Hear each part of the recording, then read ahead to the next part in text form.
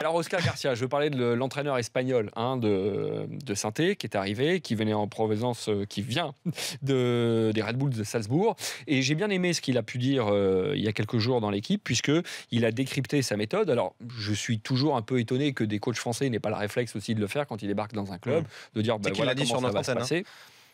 Il a dit sur notre antenne aussi, voilà comment ça se passait au niveau des entraînements. Je vais filmer les entraînements, je vais faire venir un nutritionniste. Alors, je me suis dit, pendant quand même 8-9 années de bail pour Christophe Galtier, est-ce qu'il n'y avait pas au moins des entraînements qui étaient filmés ? Apparemment, non. Mais je ne veux pas faire du Galtier bashing, pas du tout mon propos. Juste, j'apprécie le discours qui décrypte sa méthode.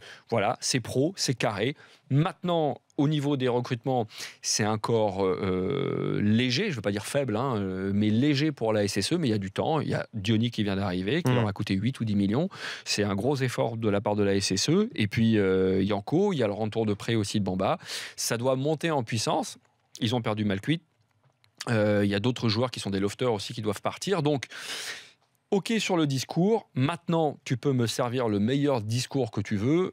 Ta matière première, c'est toujours les joueurs et j'espère que la cellule de recrutement avec Garcia va pouvoir faire du bon travail pour que, entre ce que dit cet entraîneur espagnol et comment ça va se traduire sur le terrain, ce soit au diapason. Dernière chose par rapport à Oscar Garcia, je me souviens de 2 matchs de ces Red Bulls de Salzbourg l'année passée puisqu'ils étaient dans le groupe de l'Europa League avec l'OGC Nice. J'avais trouvé 2 choses chez cette équipe. Elle était, dans le bon sens du terme, extrêmement agressive et avait un jeu qui m'avait assez emballé, très direct.